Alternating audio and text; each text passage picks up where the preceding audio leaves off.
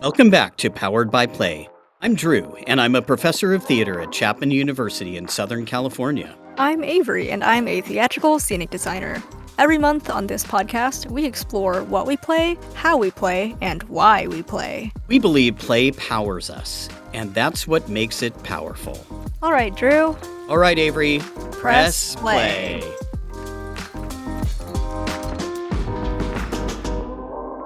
Today we are talking about playing with fantasy. So how do humans use fantasy to play with the world and their desires in it? What makes some powerful fantasies permissible while others are condemned by our governments or our parents? How deep can people dive into the world of fantasy while still staying safe? And when is it time to return to reality? We're here to discuss everything from the most idyllic, pleasant, happy fantasy worlds to those that are full of danger and challenge every ounce of strength that we have. Oh boy, there's a lot to say. I thought I would start with a quote from Ursula Le Guin. Now, I'm going to cite Ursula a couple of times in this episode, and most of what I'm quoting is from her essay, Why Are Americans Afraid of Dragons?, which was written in 1975. And so I'll begin with this one. It is by such statements as, once upon a time there was a dragon, or in a hole in the ground there lived a hobbit. It is by such beautiful non-facts that we fantastic human beings may arrive in our peculiar fashion at the truth. In this quote, I love beautiful non-facts, Avery. I think that just sums up fantasy really, really well. So let's talk about what we mean by fantasy, shall we? Yeah. There's a couple different things that we could mean when we refer to the word fantasy. We could be referring to the genre, which is I would describe it as where the world and the characters and the creatures in this storytelling medium resemble far from reality. They don't really subscribe to any realistic ideas of who we are on this planet in this specific universe that we live in, governed by the rules of the science that we know and love. Or we could be referring to the psychology of fantasy, which is the way that our minds play in our day-to-day lives, where we're possibly daydreaming or we're in our heads idealizing something that we really want or something that we have felt in the past, where we're trying to escape from one status to enjoy a different status. And so that could mean that you escape your chaotic present day life in order to fantasize about a satisfying, peaceful life, like living in a cottage in the woods. A lot of people have had that fantasy, especially after the 2020 pandemic, where we sort of had a little bit of that cottage in the woods feeling where everybody was in their own homes and having to kind of make their life the best as they could by themselves. But there was also I think the thing between that is like technology and modern societal norms and stuff. And so the fantasy about living in a cottage in the woods, it's like a completely different world that you can live in inside your head. Oh, absolutely. For me, what distinguishes fantasy from straight up fiction or other kinds of genres is that it focuses on magic. So I usually think of science fiction as focusing on technology, and fantasy, the magic in fantasy extending to it's everywhere. Creatures and artifacts like cursed weapons or magic weapons, large world systems, raw magic that sort of courses through worlds and things like that. And when I think of magic, I think of it as being ancient, being wild, being powerful, and being exclusive. So I think of magic as being there in the world before humans or whatever the human equivalent characters are in the fantasy narrative. And magic will be there after. Magic will be there after the humans. I think that it's often linked with power and it's often linked with destiny. So questions about who gets to use magic and why. Do you just need to be given a magic weapon? Is that enough? Or Do you have to train? Do you have to have some kind of affinity for it? I'm thinking of Star Wars here. Do you need to be force sensitive, right? Do you need to have something that pulls you towards that magic or the power? And how are the magic world and the non-magic world demarcated? What are the boundaries between them?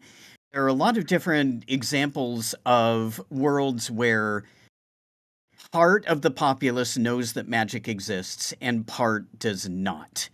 And sometimes that's urban fantasy where you'll have kind of people living in a suburban area. I'm thinking maybe Twilight here, that may be verging too much into gothic. But you have some people who are like, oh yeah, there's a war going on, and some people who just kind of think, oh, this is part of everyday life. So that would be those are the ways that I have sort of come to think of it. Yeah. Especially if there's a dragon in the story, that is one great way to be able to tell if it's fantasy or not. When you said your quote about, like, the Once Upon a Time opener to the fantasy story, that reminded me of Yeah. Dragon Tales, which I loved as a kid, where I think the opening theme song and, like, the egg and whatever, like, that all the colors of that sequence were just such a great opener to a fantastic show in my memory. Some other fantasy media that I enjoyed growing up, well, I've already mentioned it like 20 billion times on this podcast, but Magic Tree House. After thinking more about it, I realized that Magic Tree House was much more fantasy than it actually was like historical fiction, because there were actually a lot of supernatural elements in there. There was the characters of Camelot and Arthur's frolic of knights, whatever they were called, and Morgan Le Fay, and just like creatures and things that could not be scientifically explained. I read a mom blogger writing about whether she would recommend Magic Tree House, and one of the she has several reasons that she wouldn't, but one of them was that the Jack and Annie, who are 2 elementary-aged kids, in every book, they sneak out of the house away from their parents all the time, and they have their awesome adventures, and then they sneak back in, and there's no consequences of sneaking out and lying, and this like, that's one of the main reasons that this mom was, like, not, like, upset, but just, like, disapproving of this series, and I thought that was fascinating because to me, the sneaking out was, like, one of the best parts of the series as a kid.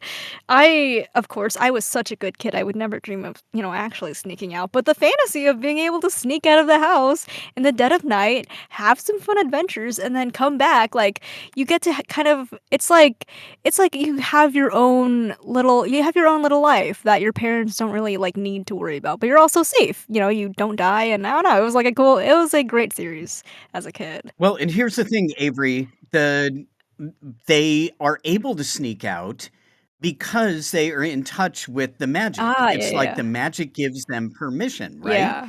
And so that is kind of a little bit of power.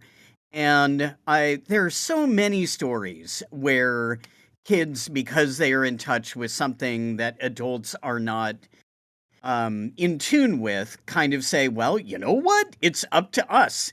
The adults are nowhere near this. I'm thinking Wrinkle in Time. I'm thinking Harry Potter. But there are many, many instances. I love that the mom blogger was concerned about that. Yeah. It's kind of like, you know what? Your kids, they may go looking for a treehouse in the backyard, but I really don't think they're going to get up in the middle of the night and think that a treehouse is going to come get them. That's true, yeah, and I hope, kids that read this book don't find a random actual treehouse that belongs to somebody else, because there are people out there who can be kind of territorial about their property, so that is a good point that at some point the reader has to delineate reality versus fantasy. Oh, that also reminds me that I had a coworker once who said that he was raised Christian, uh, and he wasn't allowed to read Percy Jackson, and when I first heard that, I was raised more Buddhist slash, like, not really super religious, and so I hadn't even thought of the fact that somebody else could determine, that that series, like, wasn't right. Like, I grew up reading and watching so much fantasy that it got to the point where my parents, when my siblings or I misbehaved, my parents would be like they would blame it on the books, they would blame it on the media and the video games, and it was like fantasy was my way of being able to connect to a more functional lifestyle, or like a place where I could be in control and explore.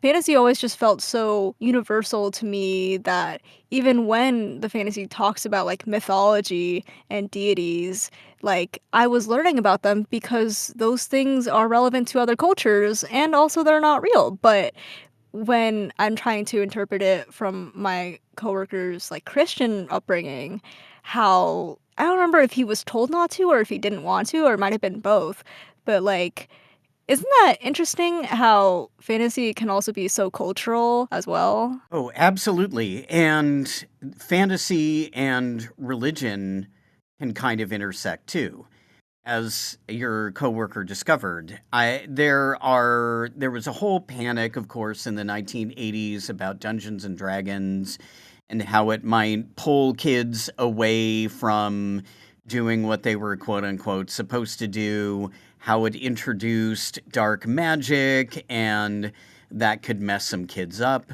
There was another panic over Harry Potter back in its heyday when people were concerned that it would pull kids away from Christian values. But when I was a kid, I'll throw one of the examples from when I was a kid, and that is, of course, the Chronicles of Narnia, which was a many people call it an allegory for Christianity because it's got a whole separate world where there's a Christ-like figure in Aslan the lion. I think C.S. Lewis, the author, always said this is not an allegory. This is Christianity written for kids so that they can understand it. And Aslan is the character of Jesus, just in a different form. So when I was a kid, I wasn't catching the Christian allegories really. I was just looking at kids having a great time going through this sort of coming of age where they would save this whole other magical world. They would get to talk to animals. There were talking animals. That was Yeah. amazing. They got magic weapons, and they just tromped all through this magical world. And interestingly, in the Chronicles of Narnia, once the kids grew out of childhood, they were no longer able to return to Narnia until the very, very end of the series. So there would be other kids that would kind of like come in and they had a cousin and then the cousin's friend and so forth. And there were other kids who would come in and sort of pick up the pieces from where the original four Heaven Seas had kind of left off. But at the very end, and this is going to be a big spoiler, but this particular series has been around since the 1940s and 50s, so sorry guys.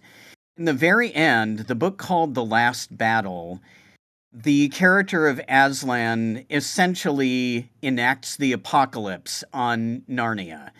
And the kids, all of the humans who have been part of Narnia from the very beginning, except one, and that's a whole other story, all of the kids get pulled back into Narnia to see it die, and then they go on to Aslan's country, essentially Narnian heaven. And the really interesting thing is that the kids that you've been following all the way through the series have died on Earth in a train accident.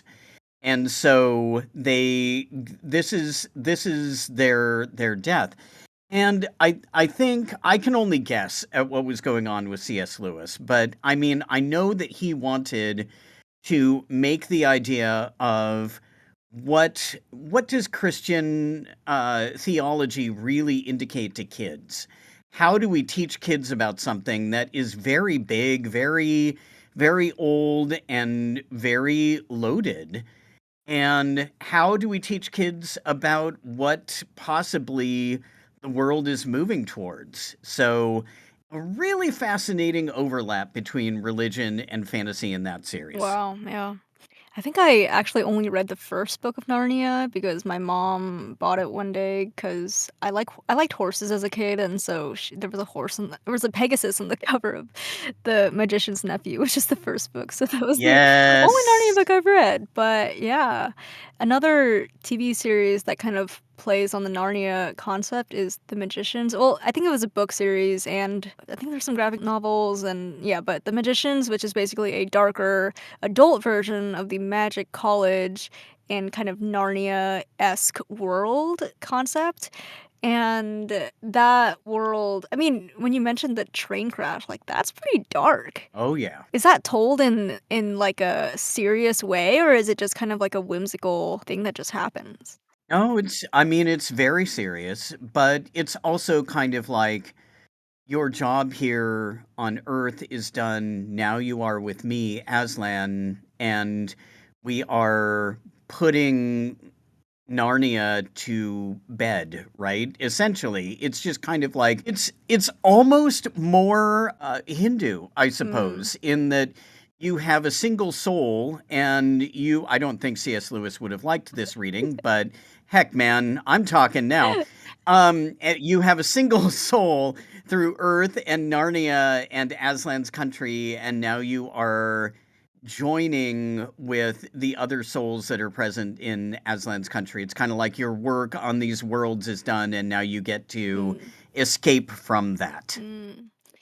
Yeah, that's a really interesting interpretation of the magical world and what it kind of serves for the humans in the regular world. Yeah, Oh, with yeah. the magicians, I think the protagonist, he grew up reading a book series similar to Narnia, and then when he finds out that it was actually real, it's such a it's not entirely a nightmare because there are, like, some good parts of it, but man, oh man, is that show dark and tragic and just every character just sacrifice and, like, barely save the world, and it was such a, interesting watch for me as somebody who was always really into fantasy, but I don't like, you would think that I wouldn't enjoy it because, do you as an adult, the question is, do I want my fantasy worlds to continue to be a safe place and, like, full of joy and wonder? Like, but I think the fact that The Magicians is so popular and successful while being dark and violent and tragic, I think that the way that fantasy can be for different audiences of different age groups is so, impressive at how versatile of a genre it is. Absolutely. Yeah. You return to it years later and you find new things, new discoveries. Yeah. What else did you like when you were a kid? I also loved Skyrim. I put, like, 5 exclamation points after that because I have a tattoo of one of the dragon shouts in Skyrim. So it's basically like, medieval fantasy world. You fight, like, all kinds of creatures and do all kinds of things because 'cause you're the Dragonborn and you can talk to dragons and you're kinda the chosen one. And, there's, there's different dragon shouts that you collect, and you learn how to, like, just basically be the best, most boss warrior in all the land, and, one of the shouts is Lokvakor, which is clear skies. It just basically clears the weather for, like, 60 seconds, which sometimes you need it for, like, a specific quest where there's a blizzard and then you just gotta clear it for a bit, so it's kind of the most useless shout, but I do have a tattoo of that because Skyrim has always been so, um it was a big part of my video game journey of because it was one of the biggest ones that I had played, and it's open world too, and so getting to experience a fantasy world in an open world, which means that you can go wherever you want, you can do anything. You can even, like, get married, and then your spouse can still run the shop so that you can just go on your adventures, come back home to your spouse who just lives at home now, but you just can collect all the money that they earned and then be on your way, go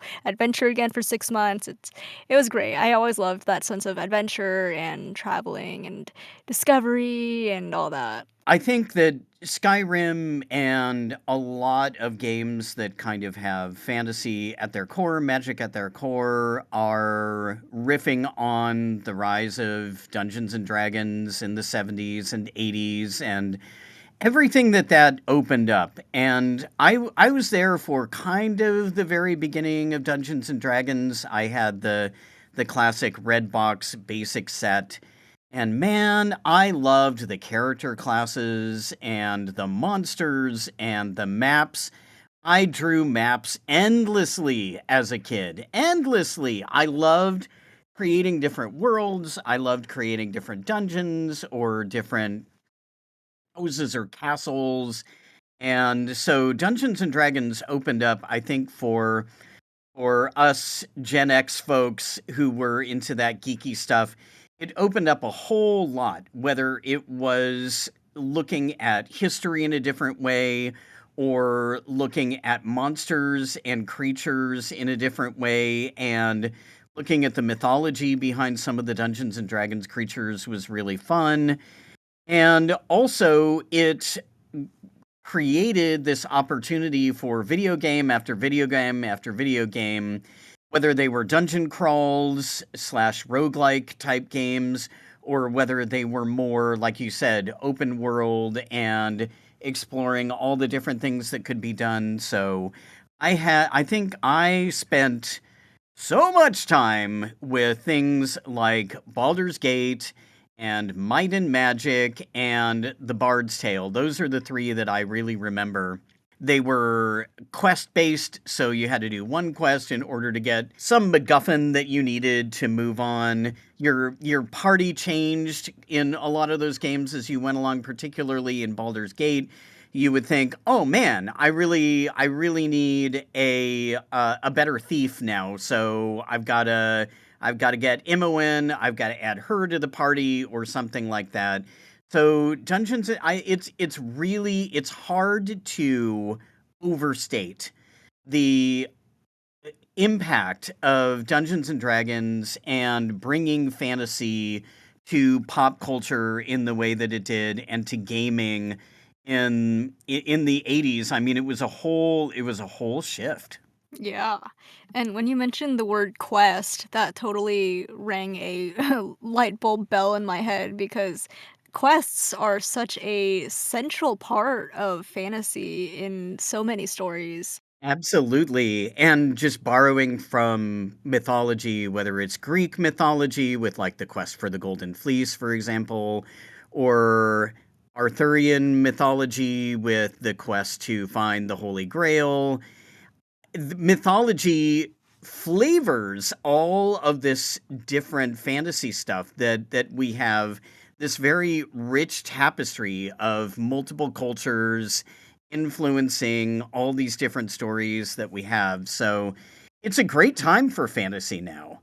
And I see that you have on your list Miyazaki and Studio Ghibli Yeah. also. For a Japanese point of view on fantasy, specifically a post war Japanese point of view, and all the different stories that Miyazaki tells. Yeah. And I think with Kiki's Delivery Service as an example, in that story, the protagonist, she's just it's just like a coming of age story where she's trying to figure out her witch powers and like use her witch powers for good. It doesn't always work out the way that she wants it to, and then all of a sudden she's not able to use her powers for some reason, and she just has to kind of figure out how to just like she has to figure out how to overcome, like, her internal barriers to whatever it is that's causing her problems, and a lot of these Miyazaki movies deal with those sorts of themes, like with My Neighbor Totoro, the 2 female characters are dealing with the grief of their mother falling ill and the fear of kind of what it means to grow up and be an adult and deal with real world problems, but having to figure out how to use your imagination and your sense of hope to power through that in order to just continue to be alive in a not debilitating way. And I also want to give a shout out to an author who's a tiny bit more obscure, but was a big part of my childhood, and that is John Bellairs. So John Bellairs wrote he's probably best known for The House with a Clock in Its Walls, which was made into a movie with Jack Black that wasn't terribly successful, but John Bellairs wrote a whole series of books about kids who were sort of caught in these gothic fantasy magical conundrums, and typically they're standing up against magic users who adults don't believe, except for some key adults. Adults don't believe are a threat at all, and the kids are just they're making things up, or they're too sensitive or whatever. And so the kids are left to fight some really frightening monsters and ghosts and dark magic to push back against what's going on. And in one of the series, there's this kid named Johnny, and he is friends with a professor next door. So Johnny goes to Catholic school, and he's very involved in the church. And they also have a good friend who is a priest named Father Higgins. And so Johnny and his friend Fergie and the professor and Father Higgins almost use like Catholic, you could call it magic, I suppose, Catholic spirituality to try and counter what's going on with these dark magic users.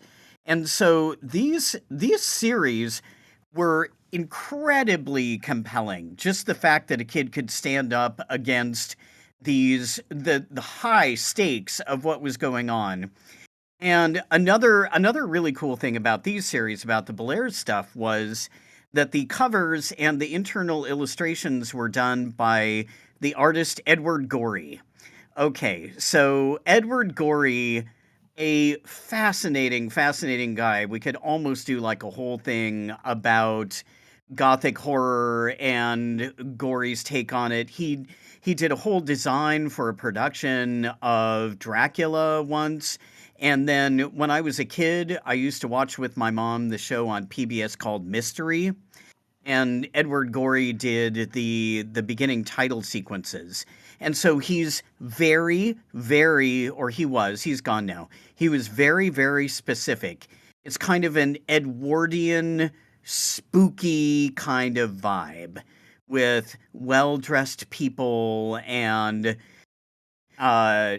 detectives, and then frightening creatures. And so the illustrations were so evocative, and they really prepared you for what was going to be inside those books.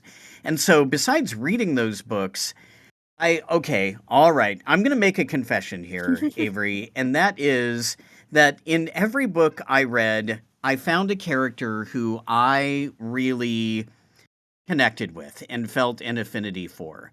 And sometimes I would read that character's lines, I would read the dialogue in the book as if I were that character. And I don't think I'm the only person who does this. I think there are other people who do Mhm. this too. But there's just a little, and that is highly personal play, right? Mhm. Just trying to voice whatever the character is saying, and almost sometimes there are charms or spells, or in the case of the Blair stuff, sometimes prayers that you voice because the character is saying it in the book. And sometimes I almost expected as a kid that something might happen if I said whatever the character was saying. A recent fantasy book that I read is called Iron Widow by Shirin J. Zhao, and it's a young adult science fantasy novel released in 2021, and it was pitched as kind of The Handmaid's Tale meets Pacific Rim, and it's a mecha reimagining of the rise of China's first and only female emperor, Wu Zetian, set in the nation of Huaxia. a futuristic reinterpretation of medieval China.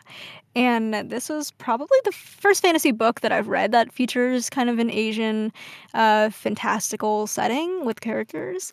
And this book features the female protagonist's story of rage and revenge at the misogynistic system that is the world that this futuristic world is. And she goes about overturning it in a really cutthroat way that was actually extremely pleasurable and emotional to read.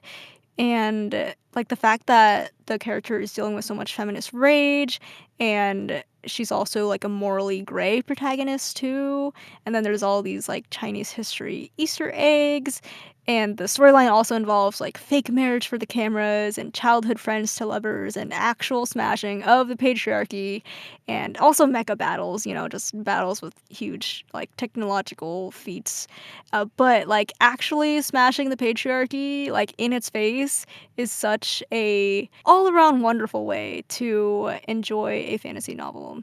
And also there's a love triangle where all the 3 characters make their own decisions to also pursue each other polyamorously too, and that was also my first time, reading of a healthy well, as healthy as you can be while you're all, warriors who are overtaking the empire in a bloodthirsty way, but, like, being able to have a polyamorous love triangle is also pretty rare for young adult fiction because, in a lot of, like, fantasy, young adult fiction, there is often there are love triangles too, like in, what is it? The Mortal Instruments series, which is by Cassandra Clare, which I also read a bunch of is, just had, like, all the typical, like, elves and, like, monsters and stuff, and you're a shadow hunter, but, "Oh, no, I'm falling in love with, like, 2 different" like, it's just I don't know, there's always but even the love triangle trope it's all over media anyway, so maybe that's, like, a whole whole 'nother discussion too. But,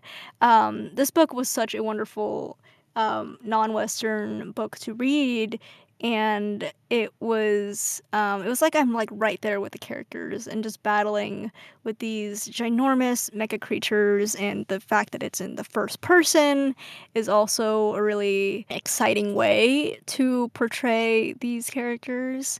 And the the part about, power and how these characters are fighting to regain the power that society denies them is kind of one of the biggest themes of the book. And growing up, like, I was always kind of discouraged to express my anger or really any dissatisfaction of the way that my family was or the way that society was, and there were so many concrete ways. Like, one of the ways that the character, was suffering was because she had her feet bound as a child, and in, certain Chinese groups I don't know if they, still do it, but it's definitely a long-standing, centuries-long tradition in China, in certain areas of China at least, to bind your feet, which is basically, crushing them into a square shape. And not everybody, just women.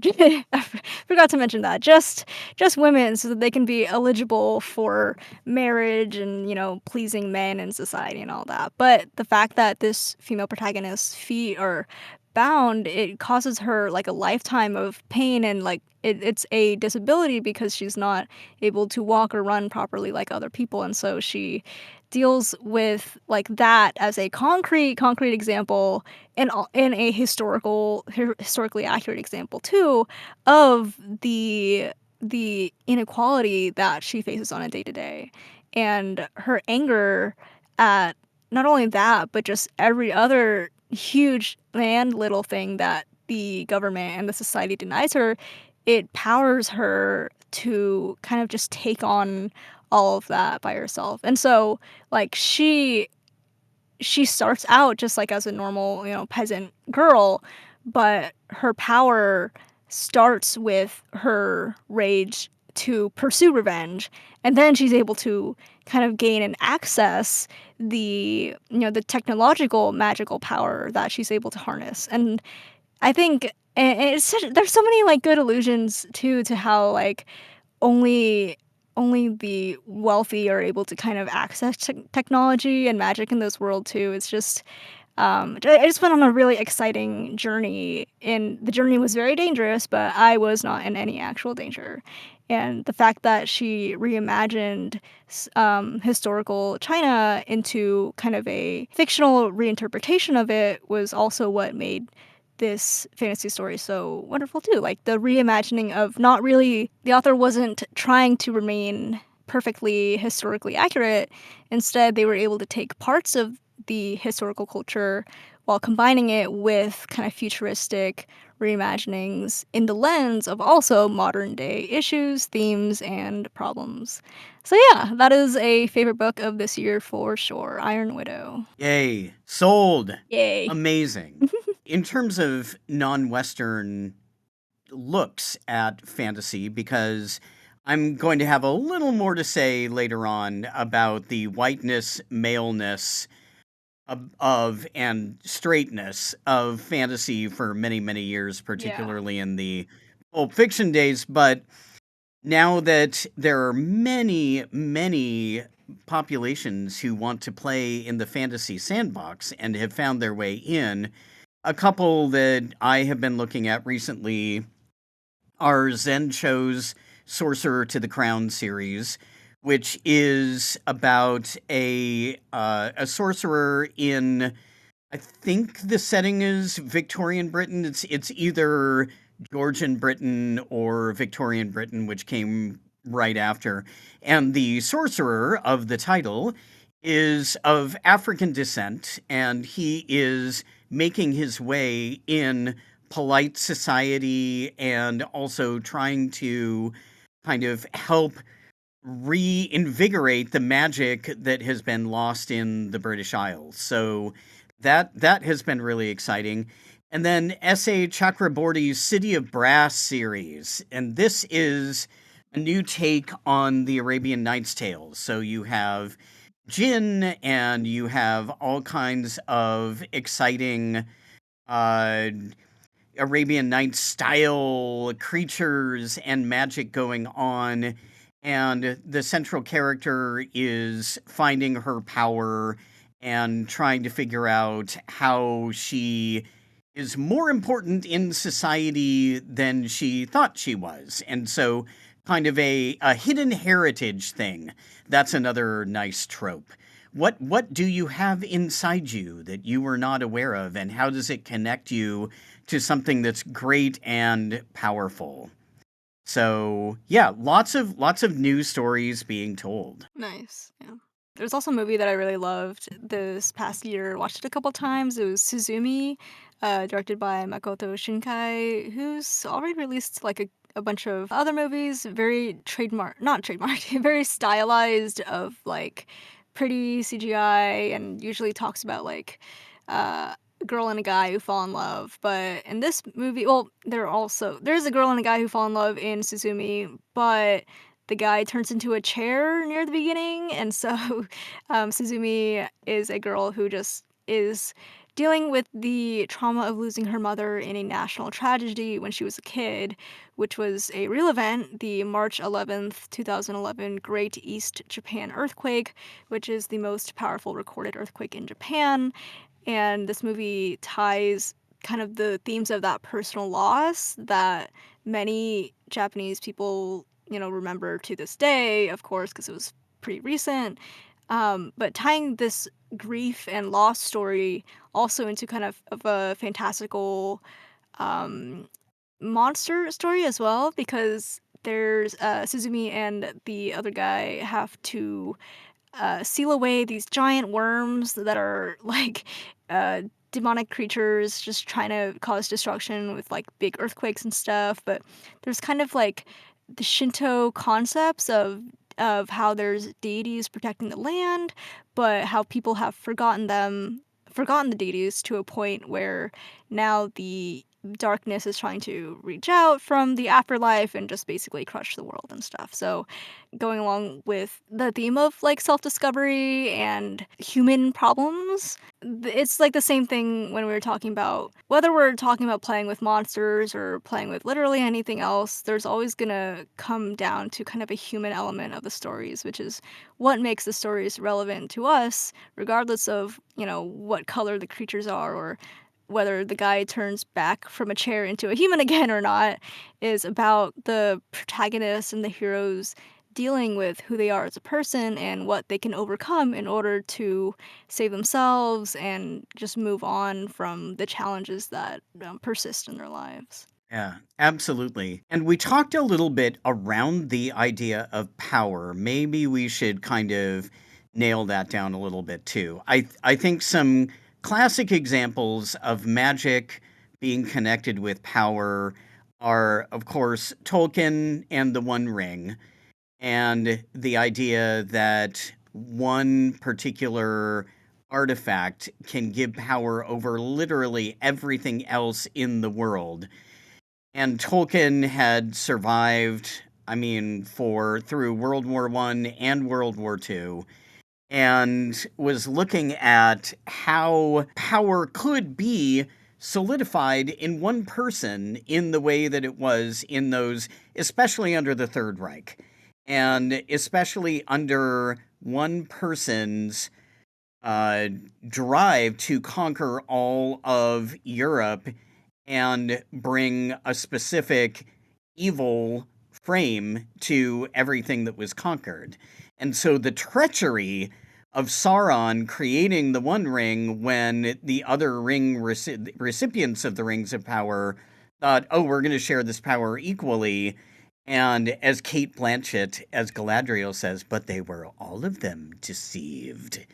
And so the idea that power can be consolidated in one person with incredible scope. Of course, there are, I think you'll say a little bit more about this, but there are bloodlines, family lines. Sometimes there's raw ability to tap into the power of magic. I will talk about, of course, one of my favorite universes ever, and that is Avatar: The Last Airbender, Yay! Woo. and how some characters have bending ability, and what that means, and how it is brought forth. Of course, the Avatar has the ability to bend in all four of the forms, and so fire, earth, water, and air has to master all of those elements in order to be the Avatar. And then there are characters who, like Sokka, for example, are good strategists but don't have access to any bending. And so Avatar asks questions, I guess, about what is power and are there other kinds of power that are equivalent to bending power, especially when we get into Legend of Korra Yeah. and technology and other kinds of things. And of course, there are board games of all of these worlds, or at least most of them. There's a sense of power corrupting and pushing back. In many games about Lord of the Rings, for example, you have to carry the ring in certain parts, but it will corrupt you if you hold it for too long. And then, of course, martial arts and its connection with the bending in The Last Airbender, and playful, oh, so many YouTube videos about bending, and I'm a firebender, and so look at these different techniques that I used, and I'm going to show them off in this YouTube video, for example. And all bending is rooted in various East Asian approaches to martial arts and approaches to moving the body around in order to accomplish different tasks. Yeah. I grew up learning kung fu too, and also watching Avatar: The Last Airbender, so naturally my siblings and I were often practicing bending slash martial arts techniques on each other in friendly, magical ways. One other way that magic can manifest, well, I think in the Miyazaki or Studio Ghibli films, there's often the theme of nature and how nature is restorative and healing, but also full of spirits and creatures and magic as well. And there's also in the book Circe by Madeline Miller, which is an adaptation of the legends around the Greek goddess Circe. This character does descend from godly lineage, but she's kind of outcasted on an island to a point where she learns how to harness magic from magical plants. And that becomes her ultimate skill set and power, and she's able to deal with violent men who run onto her island by turning them into guinea pigs and stuff. And that's kind of a very quite a way to take back your power is to kind of harness magic to use it to protect yourself. And that's also another question that is always in these kind of fantasy stories is what do you use your power to do? Who do you save? Who do you choose to hurt? And also what happens if it's gone one day too. One of the movies I mentioned earlier was My Neighbor Totoro, which I watched a good amount of times during Chinese school growing up, but we watched it with Chinese dubs and subtitles so that we could practice our Chinese. It's a universal thing in every language class. It's like you put on a movie, but you put it on in a language that you're learning, and that's totally educational. But Totoro, this big, fluffy woodland spirit, he teaches the protagonist about like being brave and channeling your imagination and humor and hope in order to be brave rather than just like repress your emotions. Like I said earlier, they're dealing with grief, and so sometimes the best way to power through your challenging times is just to laugh or roar back at your fears. Adults are often, full of repression, whereas this woodland spirit is able to remind the children that, remaining hopeful and resourceful rather than being full of despair is a often better way to solve your problems or deal with difficult situations. And there's also like the reverence for the acorn as a it's like the acorns in this movie are like actually gold. Oh, they're not real gold, but they shine like gold. They're valuable. They represent a potential for growth and change. And I mean, isn't it pretty magical that a tiny little seed becomes a giant tree? Like that's pretty magical if I ever had to reevaluate that myself. I mean, nature is real life magic is kind of what Miyazaki's saying. Nature is comfort and stability, and it's here to be revered and thanked. And that's kind of, that's as great of a lesson as a big, fluffy, bunny-looking creature could teach us. And he's such an iconic, there's so much Totoro merch. I mean, there's so much Ghibli merch. Like, there's merch for his stuff everywhere.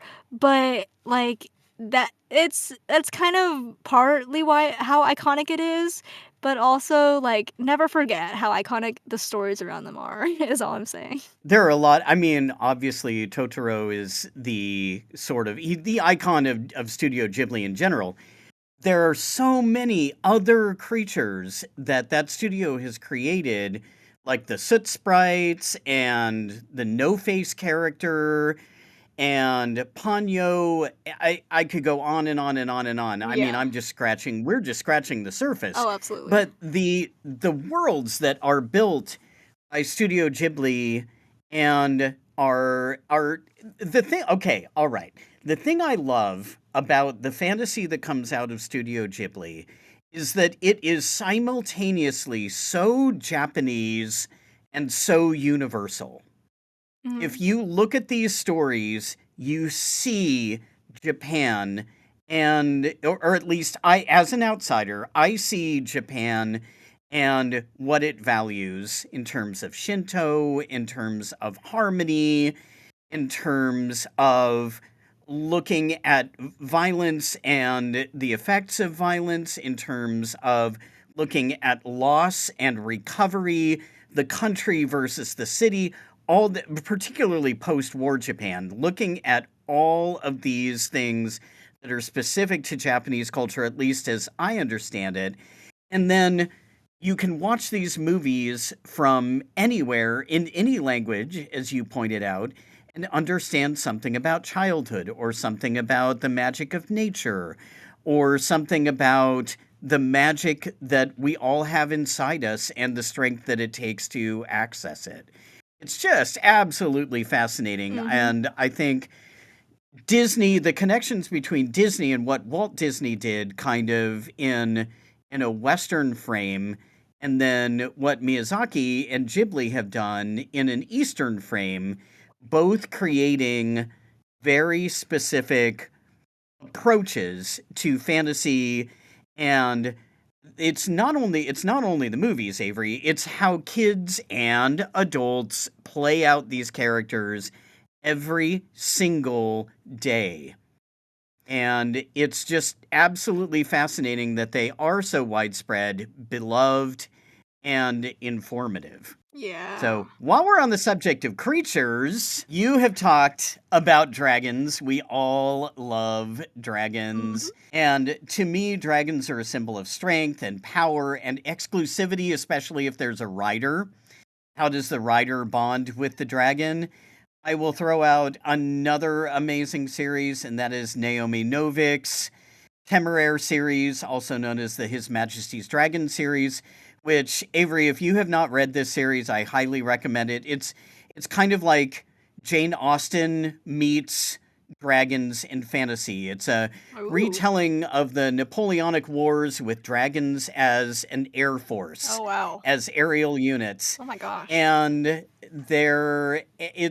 it's really fascinating. There are some strong female characters, there are queer characters. Novik is throwing everything into the sandbox to play with. And the way that the main dragon rider bonds with the dragon Temeraire is very much about reading what's in somebody's soul, right? So a dragon makes a choice about who to bond with and why. And that is incredibly important in the beginning. And the books are narrated from the point of view of the rider, whose name is Lawrence, Captain Lawrence, and then Temeraire the dragon. So we have dragons, unicorns, Avery. I love unicorns. Yes. Unicorns and Pegasi. Yes. Unicorns to me, purity, beauty, and healing. We have elves. There are a lot of different kinds of elves, from the Tolkien-esque, beautiful, natural kind of elves to smaller elf characters that are a little more comical. Mermaids. Oh my gosh. Okay, mermaids.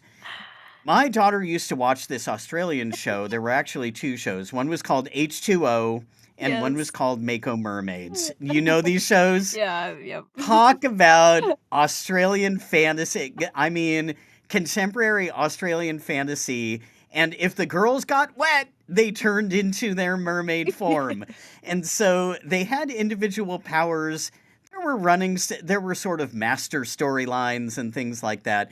But the thing that was really interesting to me was who knew the girls' secrets. Mhm. This is very much like Miraculous Ladybug. Who Mhm. knows the secrets about who Ladybug and Cat Noir really are? Secret identities, secret combinations with magic, a magic self and a non magic self, but you're kind of both at the same time. Mhm. And so that was Mako Mermaids and H2O. We used to play those stories in the pool, also Ariel, the Little Mermaid, and I used to play mermaids with my daughter all the time. Were there pearls that she was diving for? What was going on? Where could she hide from the people who were going to discover she was a mermaid? Swimming pools, by the way, great places for fantastical play. Mhm. And so that was very, very strongly woven into kind of my life as a father at that stage. Fairies. There was a Rainbow Magic series with fairies, and we played those as well. And I remember when I would read the fairies, the red fairy or the blue fairy or whatever they were, or the Halloween fairy. This series just went on and on and on. The author was Daisy Meadows, which was a pseudonym. And whenever I read the fairies to Julian, I would read them in my really bad Irish accent, and I would say, I'm the Red Fairy. Hello, it's nice to meet you. I have a problem. Can you girls help me out with it? I mean, it was like straight up Lucky Charms type Oh accent. my But gosh. fairies, fairies are delicate but tough. Those wings, even though they look like gossamer wings and they could disintegrate at a touch, fairies are a lot tougher than we give them credit for. Mm, So, those are a few other creatures that have woven their way into my life and my play. nice. Another movie with a really cool fantasy character is Over the Moon, which is a Netflix movie released in the past few years. It it it involves the myth of, Chang'e and Hou-Yi, which is it's kind of the origin of some of the moon myths around in Chinese culture and often related with the Mid-Autumn Festival and mooncakes, and basically the female protagonist who's a young girl, she's grieving the loss of her mom, and she builds an actual rocket to go to the moon to find this mythical character Chang'e, who we find out this woman is now a goddess and pop star who is also grieving her husband, and so these two characters kind of bond both over their mutual grief, and they're able to kind of process it. And I don't know, I just wanted to give a quick shout out to that movie since it was a really interesting retelling of a Chinese myth that I had talked about a lot as a kid. Nice. I think another area to explore is fandom. And we talked a little bit about how we play individually and maybe a tiny bit about how we play as groups. But fandom and its connection with fantasy is very strong. I will talk about cosplay quite a bit here, and that is especially I see medieval garb and Renaissance garb, and this is really interesting because I think these two periods kind of slide into each other, Avery, Mhm. particularly at things like Ren fairs. I don't know that there's a lot of distinguishing between this would be something that Western Europeans would have worn in, say, 800 versus 1600. It kind of all combines and mushes together, which is kind of interesting. So I see robes, I see capes and hoods, I see people with armor, I see barmaid outfits, a whole bunch of different outfits when people are playing medieval, playing fantasy, playing Renaissance.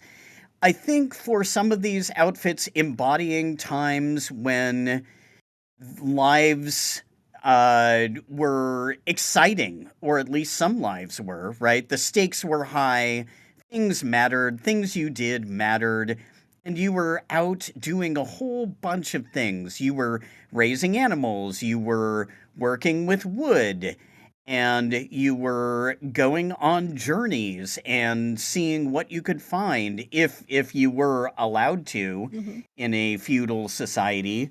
Or as you slide into Renaissance, what is it like to suddenly be buying and selling things and sacks of gold and creating potions and alchemy and all kinds of things like that? So I think there's a lot of wish fulfillment.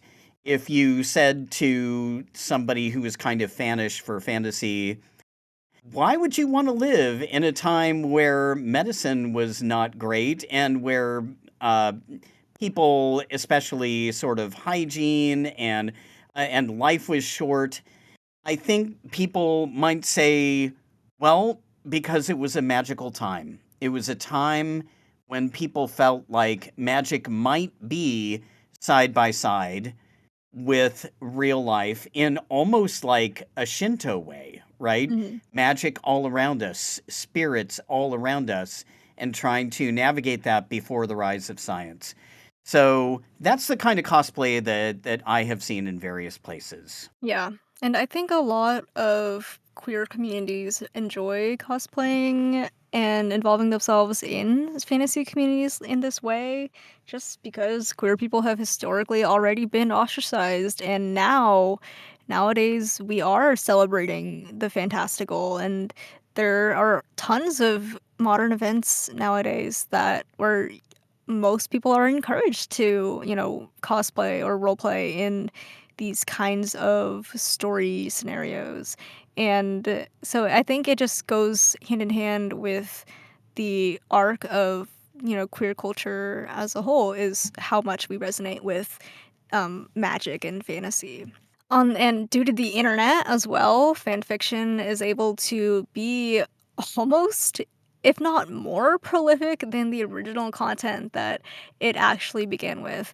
I mean, the sheer amount of Draco and Harry fan fiction in the world Oh is my gosh. unbelievable. To this day, the Harry Potter universe still has fan fiction coming out about it. This even inspired some of Rainbow Rowell's books, such as Fangirl, which is about a girl who writes, Draco slash Harry sort of fan fiction, like, off brand. And then Rainbow Rowell also released Carry On, which is the embodiment of that female protagonist's fan fiction as its own standalone novel. And I read both of these, and it was so satisfying. Because you get to read about these two characters who, in other stories, normally are just like regular straight cishet guys, like, who just don't fall in love. Like, why are they not falling in love? Make them fall in love now. And a lot of this comes from the desire for queer representation in our mainstream media. And there can always be more canonical queerness, like, please, all the time.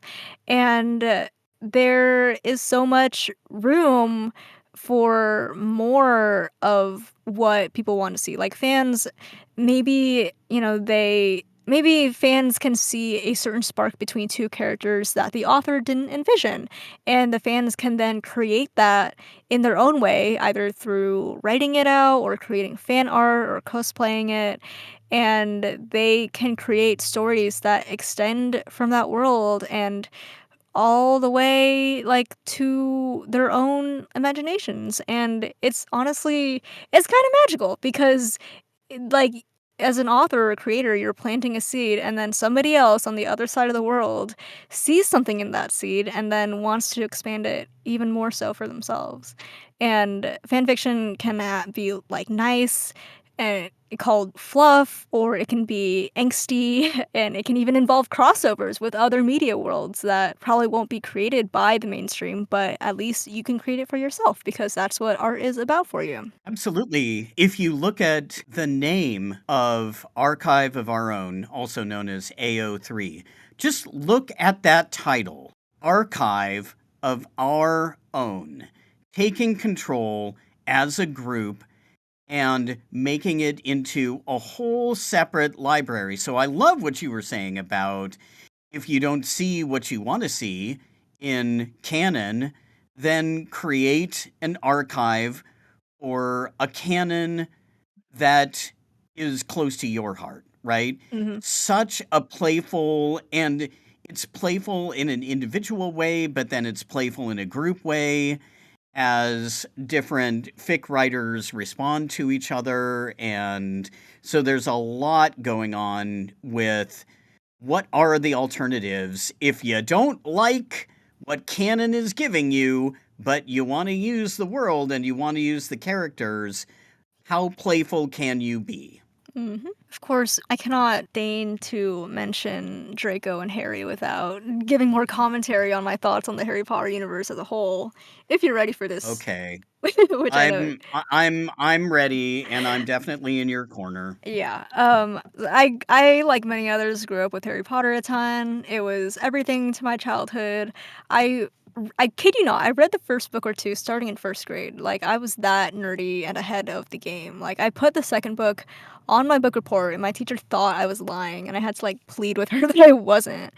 And I grew up with, like, Jim Dale's audiobooks, listening to it while I was falling asleep. I loved Pottermore, some of the computer games, and all of that. Like, I loved being immersed in that world as a kid. And then, of course, J.K. Rowling reveals that she's a transphobic person, reveals a lot of transphobia, just as one corner of what she reveals to be her true self. And it kind of causes huge ripples throughout the world regarding how fans of her work can now or now are forced to kind of deal with this.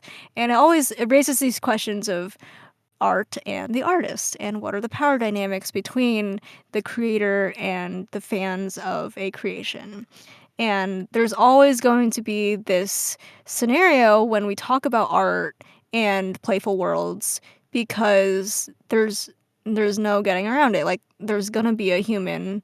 Well, I don't know about AI, but in usually nowadays there will be a human in charge of creating our stuff.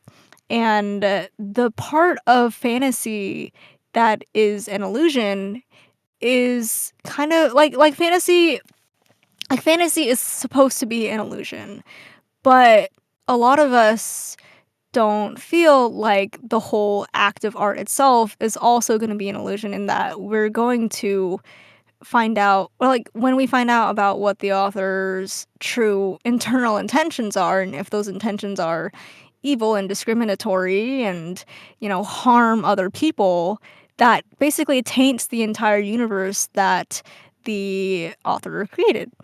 And there's different ways to deal with this. Like either you can go no contact with the source material, you can purge all your related artifacts. Speaking of which, there was a tweet that said, "Reminder: Harry Potter tattoos have a higher regret rate than trans surgeries," and that's very funny actually, and I agree with that. And or you could either still engage in the universe, in the playful universe of this world, or you can engage with it through fan fiction, while having disclaimers of not supporting the author's views. Like what? Like I mean, Harry Potter is such a large scale, thing that there's like it's all out of her control now. Like she planted so many seeds of like joy and love and like exploration and magic and everywhere throughout the world, and just now it's just like quite an injury. It's a betrayal. There's an illusion that's now been shattered as an adult that now I and many others are no longer comfortable kind of engaging with the Harry Potter universe at all. Yeah, there have been a few different periods where artists have created something that then gets taken and reshaped and reformed. Rowling is a great example. And also, if you're looking at H.P. Lovecraft, who was, by all reports, a very angry person, a very hateful person, and yet created a whole bunch of weird fantasy in the Call of Cthulhu and other kinds of worlds that combine with Cthulhu back in the early 20th century. If you look at Lovecraft Country, the show that was recently on TV, and the way that the writers of that have taken all of Lovecraft's stuff and made it positive for people of color, for example, and have just absolutely taken Lovecraft's hate and made it into something where it's open to be owned by all kinds of creators and all kinds of audiences. So, Mm. yeah, playfulness. And I think that I just had a couple of notes in terms of when we take a look at fantasy and we think, oh, I don't know about that in these ways. I know a lot of people are challenged by C.S. Lewis's Christian focus, his Anglican focus, very, very strong Anglican focus with the Narnia stuff, as well as his focus on Western Europe as kind of the center of his Narnia universe. There's another country called Calormen that worships a different deity, and then those who were worshiping that deity do not get to go into Aslan's country at the end. He was adamant about his Christian focus, and he did focus on Aslan as the ideal, right? The ideal, and a character who was both frightening and kind at the same time, which was pretty fascinating.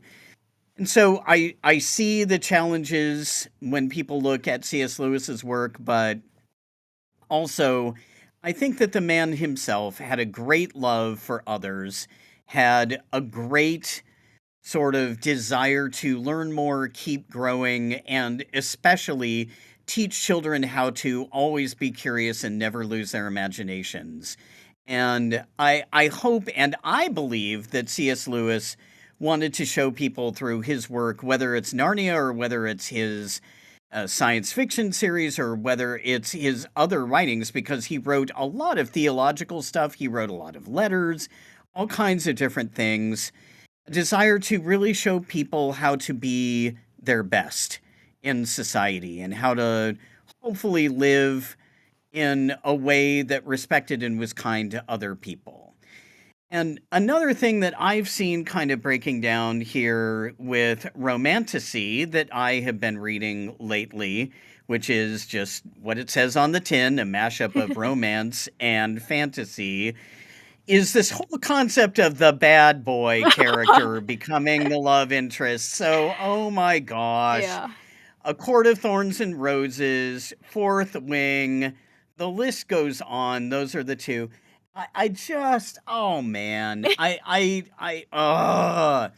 and I wonder what girls are getting out of this, or young women, or young gay men reading these particular pieces and wanting a guy like these quasi dangerous guys, these Byronic heroes, like Lord Byron. And I think that this kind of comes from Gothic literature too, but I gotta tell you, Avery, I am pretty tired of these jerky guys just kind of like getting the heterosexual girl main characters to just kind of fall in love with them. So that's been kind of a pet peeve of mine recently. Well, romantasy is actually among some of the genres that are getting banned a lot in schools these days. Mm. We love that recent phenomenon of governments and schools banning books, most or many of which are fantasy or graphic novels. And conservative politicians and parents are mostly the ones driving this kind of boycott, I guess, if you could call it that, where almost all of these books are dealing with race, gender, sexuality, and intersections thereof. And sometimes only because they just have a few swear words, or if there's heavy themes like death or coming out. Literature is supposed to be a place of community and safe haven, especially for those who've been excluded from traditional narratives. And banning books in this way kind of makes schools feel less welcoming and has been proven to affect the mental health and graduation rates of students themselves. Like how inclusive the curriculum and the library is has a huge effect on the students' outcomes and what they experience. And this is coming up in like I had to just address this in our fantasy talk because as much as humans love to play with fantasy, there's going to be so many people who are going to try to control like literal fantasy as a genre and also like psychologically speaking too, like 1984 style, people are basically out there to control what we think about and what we want the world to be.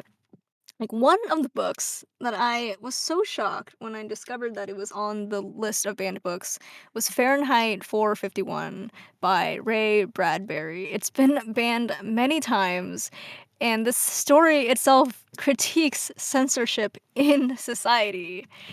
I'm flabbergasted. I'm glad that I read this, as part of my curriculum in high school, and in the world of this book, basically, it's illegal to read or own any books, and firemen are paid people who start fires to burn books instead of stopping fires. And, they don't really ask why they're burning the books, except until one day the protagonist does. But this kind of story, this kind of dystopian fantasy asks, what would you do if you were in the situation? Who would you be if you could choose? And, dystopian is a whole nother genre that I would love to do a whole episode on, but like dystopian fantasy and fiction says, surprise, you're already living in this world. Or you will be soon if you don't do something about it. And my gosh, I just can't believe it. God. What does this world come to? Uh, And I think asking the question of why these books, why now these books or these worlds or whatever they are, why them? I mentioned before that fantasy and science fiction, we're sticking with fantasy today, but both of them kind of side by side, especially in the pulp era of, say, the 30s, the 40s, the 50s, even into the 60s. I feel like it was a very white, male, heterosexual, wish fulfillment sandbox. And it's interesting to me because I think that even though we look at that particular group of people as sort of like being in charge, right? They're the patriarchy, they're the white male straight patriarchy, they're kind of the center of power or what was going on in society, especially post World War II. It wasn't quite enough, Avery. The guys seem to have wanted something more. So if they were businessmen, if they were lawyers, if they were professors, whatever they were still bound by the rules and the realities of this world and this community and this society. And man, they wanted to fly in personal rocket ships. Mhm. They wanted to save princesses. They wanted to be the characters that the oracles had talked about, right? And they wanted to be special, they wanted to be unique because even though that group of people was kind of like in power and shaping society, they still were bound by the rules of society. So why not create even more interesting rules so that somebody could be a Conan or a Fafnir and the Grey Mouser, these kinds of characters who were warriors or thieves or paladins or had access to magic. Talk about wish fulfillment to kind of the highest degree. So maybe today we're looking back at that sandbox, and I know that there are fans who are kind of like, no, no, no, that's my club. You don't get to enter it. Mhm. And I have another quote from Ursula Le Guin here, and about kind of what scares people. Why do people want to limit what's going on with fantasy? Here's the quote: "For fantasy is true, of course. It isn't factual, but it is true. Children know that. Adults know it too, and that is precisely why many of them are afraid of fantasy. They know that its truth challenges, even threatens all that is false, all that is phony, unnecessary, and trivial in the life they have let themselves be forced into living. They are afraid of dragons because they are afraid of freedom." Dang, that hits hard. It hits really hard. Yeah, I know. One of my favorite ways to continue to play with fantasy has been through immersive environments. I played an escape room in California a while ago at Mine Trap Escape in Temecula. It was called Excalibur. It was very magical, King Arthur and Camelot themed, and it was just me and a couple of my friends just skipping around this little gorgeous castle set with like a little garden, a little church, magical table. There was a talking suit of armor. I mean, it doesn't get more immersive than that. I think if you like touch it at some point, one of the lines they can say is like, "Well, at least get to know me first." And I always remember that as pretty funny.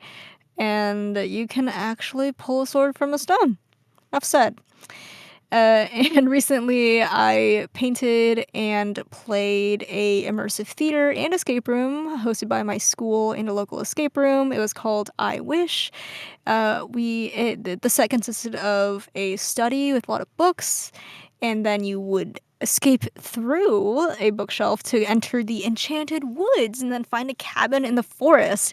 And there was a sign in front of the cabin that starts out empty, but then as you explore, you find all these different signs that says it's either Red Riding Hood's grandma, or like Rapunzel's something, or like the baker, or different, basically a bunch of different fairy tales. And there's also costume pieces lying around, and once you pick it up and put it on, the live actors will treat you like, that character. Like, I think the first one I put on was like a little royal cape, and then the princess and everybody else looked at me and was like, "Oh, hello," and I was so freaked out. I like threw it off. But then then I found a Red Riding Hood, and I was like, "Oh, so this is like a thing." And so I put on the Red Riding Hood, and I was like much more prepared because I was like, "Okay, now I know what I'm getting into."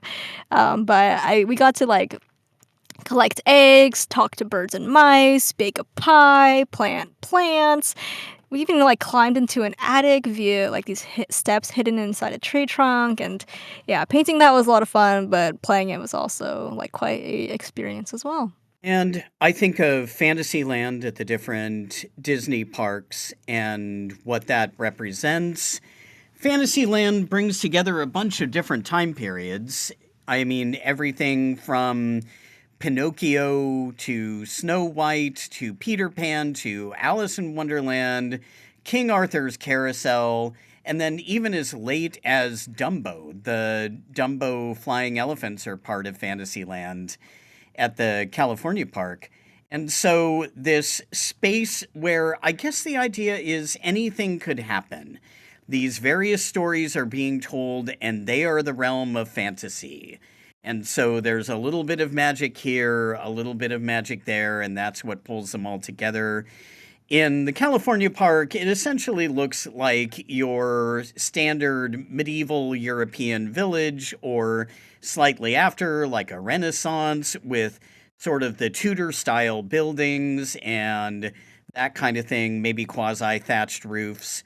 And so Fantasyland immerses you in this sense of play and fun, but also danger and adventure.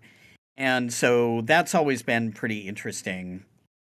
I just got back from Denver, Colorado, where I went to the Meow Wolf installation called Convergence Station. And so this is, I have described this to people as your childhood dreams brought to adult scale. Oh And yeah. it's just room after room after room. And Convergence Station specifically is a place where different alien races meet, and then you go through a portal and you check out where they have established their kind of like societies. And so one is a little more technological, and one is very much more magical, and it has magic forests growing and all kinds of really beautiful, amazing creatures. And let me tell you, just standing in the center of multiple stories of this particular world is transportative, whatever the word is, if there is a word. It transports you, and it fully brings you into a space where you're not aware of what time it is. You're not really aware of what is going on around you, because you are dropped in this world just as if you would be dropped into any unfamiliar space in the desert or the forest or whatever. And you have to create the meaning, and you have to let the magic kind of guide you. And so that was an immersive experience, different from an escape room where you're trying to solve a particular puzzle, you're trying to interact with things effectively. And it was, Meow Wolf was just straight up open world. You could go where you wanted, you could kind of do a path that made sense to you, you could ignore rooms if they were a little bit too intense, all these kinds of different things. So wonderful, wonderful, wonderful immersive fantasy. That is so cool. I can't wait to go one day. Oh, yeah. I guess it's time for final Yeah, thoughts. I guess it is. I have one more Le Guin quote, and then I'll kind of pass it to you. this is when Le Guin kind of is making her final point, which is, why is fantasy important? Here she is. So I arrive at my personal defense of the uses of the imagination, especially in fiction, and most especially in fairy tale, legend, fantasy, science fiction, and the rest of the lunatic fringe. I believe that maturity is not an outgrowing, but a growing up. That an adult is not a dead child, but a child who survived. And I love the way that she's linking play and imagination and fantasy and the power of fantasy as breaking free of the probable and the possible. And there I'm paraphrasing Rod Serling of Twilight Zone fame. Why stick with the probable and the possible when you can go for the improbable and the impossible? We play, we imagine, we engage with fantasy. I would argue not to escape, but to go deeper and to know each other, our fellow travelers, more fully. Wow, that is beautiful. I am so happy that fantasy is a part of the playful world that we live in, and it's been a huge part of who I am today and where I hope to keep helping others, experience the world as an artist. And I'm most thankful for all the other artists, writers of color, and of the queer communities, and of other more marginalized identities for sharing their voices and being part of what's making the fantasy world more diverse and more inclusive today. Even though it is quote unquote fake, it is very, very real.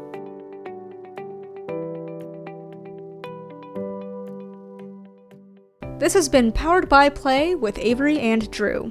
If you've been enjoying this podcast, you can support us online at Ko-fi. That is ko-fi.com/poweredbyplay. Thank you so much for listening, and we'll catch you next time.